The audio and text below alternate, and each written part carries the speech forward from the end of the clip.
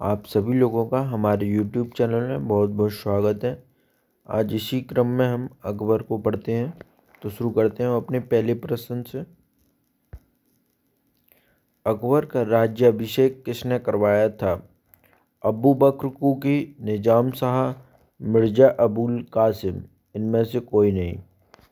तो इसका सही उत्तर है मिर्ज़ा अबुल कासिम।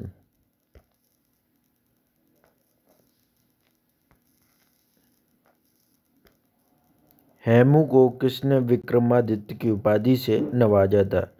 अबू बकर की, निजाम शाह, मिर्ज़ा अबुल कासिम, आदिल शाह सूर। चूँकि हेमू आदिल शाह सूर के यहाँ नौकरी करता था, तो आदिल शाह सूर ने इसे विक्रमादित्य की उपाधि नवाजी थी। हेमू अपने जीवन में 24 युद्ध लड़े थे। इसने 24 में से 22 युद्धों में विजय हासिल की थी, जिसके कारण आदिल शाह सूर ने विक्रमादित्य की उपाधि इसे दी थी। हेमू विक्रमादित्य की उपाधि धारण करने वाला 14वां एवं अंतिम हिंदू व्यक्ति था। पानीपत का द्वितीय युद्ध किसके मध्य हुआ था? हेमू और अकबर, बैरम खां और अकबर। इनमें से कोई नहीं। तो ये युद्ध हुआ था बैरम खां और हेमू के बीच। बैरम खां का संरक्षण कब से कब तक रहा? इस क्वेश्चन का मतलब ये है कि बैरम खां का संरक्षण अकबर पर कब से कब तक रहा?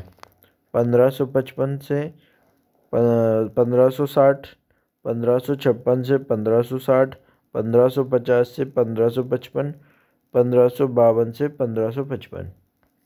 तो इसका सही उत्तर है 1556 से 1560। बैरम खां किसके शासनकाल में था? बाबर, हुमायूं, अकबर, ये सभी। तो ये जो बैरम खां जो था वो इन तीनों के शासनकाल में था। अकबर ने बैरम खां को अपदस्थ करके उसके सामने क्या विकल्प रखे? चंदेरी की सूबेदारी, गुप्त मामलों का सलाहकार, मक्का चले जाना, ये सभी। तो अकबर ने ये तीनों शर्तें रखी थी बैरम खां के लिए, जिसमें से मक्का चले जाने वाली शर्त बैरम खां ने अपनाई थी। पेटीकोट शासन कब से कब तक चला? 1560 से 1562, 1562 से 1565, 1566 से 1570। इनमें से कोई नहीं। तो सही उत्तर है 1560 से 1562। अकबर ने अपना मुनीम नहीं आएगा, ये गलत क्वेश्चन है। मुनीम किसे नियुक्त किया था? एक्चुअली ये क्वेश्चन थोड़ा सा अटपटा है। ये क्वेश्चन ये है कि अकबर ने मुनीम खां अपने वजीर के रूप में मुनीम खां के स्थान पर किसको अपना वजीर नियुक्त किया था? अतगा खां, मुनीम खां, महामनंगा, इनमें से कोई नहीं। तो मुनीम खां की जगह अतगा खां को नियुक्त किया था अपना वजीर। अकबर ने मालवा विजय के लिए किसको भेजा था? अतगा खां, अदम खां, अब्दुल उज्बेक, इनमें से कोई नहीं। तो मालवा विजय के लिए अकबर ने किसको भेजा था? अदम खां को। अदम खां के नेतृत्व में मालवा पर मुगल सेना गई थी। अदम खां। बाज बहादुर तथा रूपमती की समाधि किस जिले में है? राजगढ़, भोपाल, रीवा, इंदौर। तो बाज बहादुर तथा रूपमती की समाधि राजगढ़ जिले में है। रानी दुर्गावती की समाधि किस जिले में है? जबलपुर, भोपाल, राजगढ़, इनमें से कोई नहीं। तो जबलपुर के बरेला गांव में रानी दुर्गावती की समाधि है। ये जबलपुर आंसर है इसका। किस अभियान को अकबर के चरित्र पर दाग के रूप में भी जाना जाता है? Most important question, one day, PCS, net, सभी के लिए मोस्ट इम्पोर्टेंट क्वेश्चन है। बिहार अभियान, बंगाल अभियान, चित्तौड़ अभियान, मेवाड़ अभियान। तो इसका सही उत्तर है चित्तौड़ अभियान। तो अब बात करते हैं कि अकबर के चरित्र पर दाग के रूप में क्यों जाना जाता है।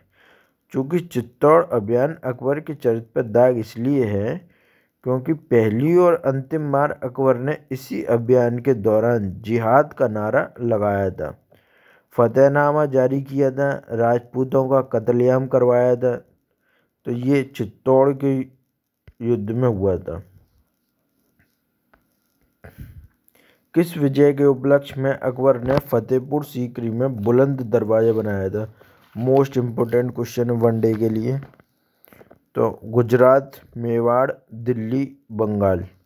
तो इसका सही उत्तर है गुजरात। हल्दी घाटी का युद्ध कब हुआ था। 1575, 1576, 1577, 1578। तो हल्दी घाटी का युद्ध 18 जून 1576 को हुआ था। 18 जून 1576।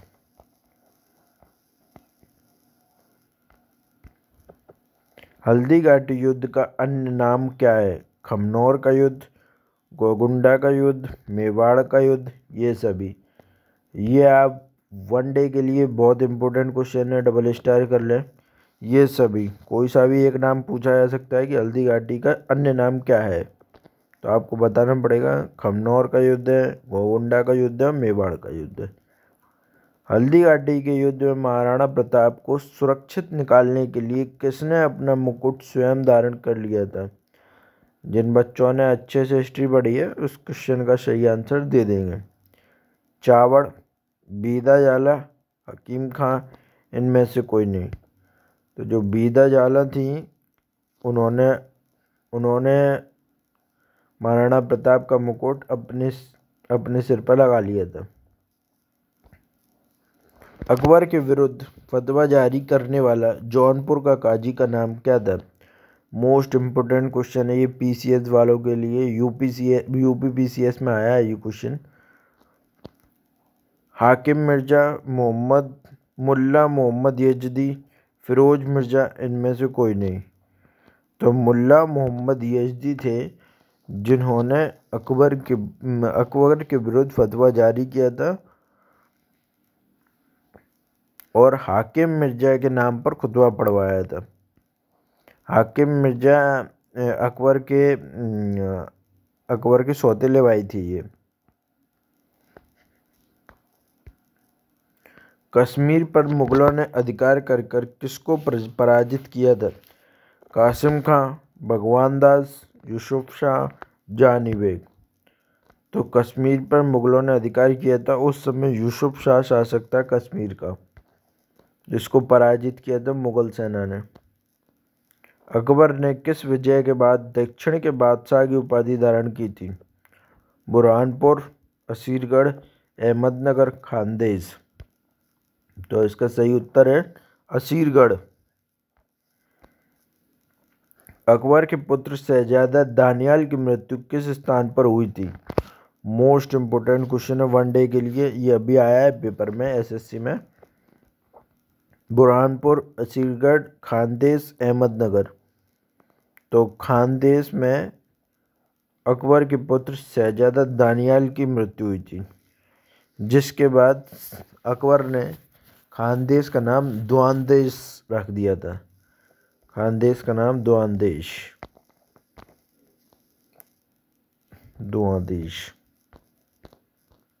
अकबर के प्रिय मित्र अबुल फजल की मृत्यु किसने की थी। ये तो आशा करता हूँ सारे लोग इसका आंसर सही जवाब देंगे। शहजादा सलीम, वीर सिंह बुंदेला, बलूचियों ने, यूसुफ जाइयों ने। तो वीर सिंह बुंदेला ने अबुल फजल की मृत्यु कर दी थी, किसके कहने पे की थी। तो ये लोग आप लोग बताएंगे किसके कहने पे की थी। अकबर की मृत्यु कहाँ पर हुई थी। अहमदनगर, आगरा, फतेहपुर सीकरी, सिकंदरा। तो इस प्रश्न का अगर जवाब आप लोग आगरा दे रहे हैं या सिकंदरा दे रहे हैं, दोनों ही सही है। चूँकि जो सिकंदरा है वो आगरा का ही एक छोटा सा पार्ट है उस समय का।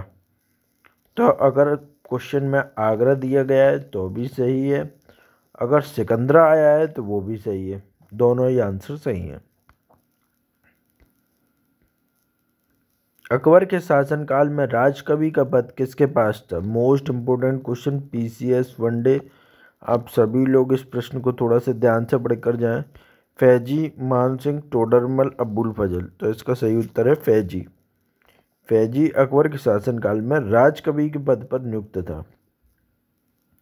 अकबर ने दीवाने आला की उपाधि किसको दी थी? तो जिन लोगों ने अच्छे से हिस्ट्री पढ़ी है वो इसका आंसर सही दे देंगे। टोडरमल, बीरबल, मुल्ला दो प्याजा, इनमें से कोई नहीं। आंसर सही है इसका टोडरमल। टोडरमल को दीवाने आला की उपाधि दी गई थी। निम्नलिखित में से किस वर्ष सम्राट अकबर ने गुलामी पर प्रतिबंध लगाया था? मोस्ट इम्पोर्टेंट क्वेश्चन है, जिन लोगों ने अच्छे से हिस्ट्री पढ़ी है वो इसका आंसर सही दे देंगे। 1562, 1563, 1564, 1575। तो इसका सही उत्तर है 1562। 1562 में अकबर ने गुलामी पर प्रतिबंध लगा दिया था कि किसी भी व्यक्ति को आप गुलाम की तरह या गुलाम अपना बनाकर नहीं रख सकते। निम्नलिखित में से किस वर्ष सम्राट अकबर ने तीर्थ यात्रा कर पर प्रतिबंध लगा दिया था? 1562, 1563, 1564, 1575। तो इसका सही उत्तर है 1563। निम्नलिखित में से किस वर्ष में सम्राट अकबर ने जजिया कर पर प्रतिबंध लगा दिया? तो मोस्ट इम्पोर्टेंट क्वेश्चन है ये, कई बार वनडे में आया है ये। 1562, 1563, 1564, 1575। तो इसका सही उत्तर है 1564। निम्नलिखित में से किस वर्ष में सम्राट अकबर ने मनसबदारी प्रणाली शुरू की थी? 1562, 1563, 1564, 1575। तो जो मनसबदारी प्रणाली थी वो 1575 में लागू की गई थी।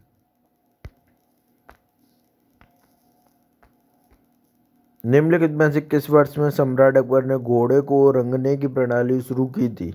1562, 1563, 1564, 1573 से 74।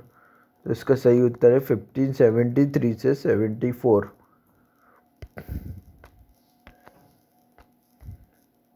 निम्नलिखित में से किस वर्ष सम्राट अकबर ने इतिहास लेखन विभाग शुरू किया था? 1562, 1563, 1564, 1574, 75। तो इसका सही उत्तर है 1575। 64 से 75। निम्नलिखित में से किस वर्ष सम्राट अकबर ने 4 सदस्य सुधार समिति की स्थापना की थी? 1562, 1563, 1564, 1575। तो इसका सही उत्तर है 1575। निम्नलिखित में से कौन 4 सदस्यीय सुधार समिति का सदस्य नहीं था? शहबाज खान, आसफ खान, पुरुषोत्तम दास, अबुल फजल। ये नेट में आया है ये क्वेश्चन, और ये बीपीएससी में आया है ये क्वेश्चन, तो आप लोग थोड़ा सा इस पर विचार करें। अबुल फजल आंसर है इसका, अबुल फजल। निम्नलिखित में से किस मुगल सम्राट ने सजदा और पैबोस को समाप्त कर दिया था? अकबर, शाहजहां, औरंगजेब, उपरोक्त में से कोई नहीं। तो इसका सही उत्तर है शाहजहां। शाहजहां ने सजदा और पैबोस को बंद कर दिया था। 1636 में मुगल सम्राट शाहजहां ने सजदा और पैबोस को समाप्त कर दिया था, क्योंकि यह एक गैर इस्लामिक प्रथा थी। इसके स्थान पर बादशाह शाहजहां ने चाहर तस्लीम प्रथा प्रारंभ की थी, जो कुछ इसी प्रकार की थी। निम्नलिखित में से किस वर्ष सम्राट अकबर ने साम्राज्य को प्रांतों में विभाजित किया था?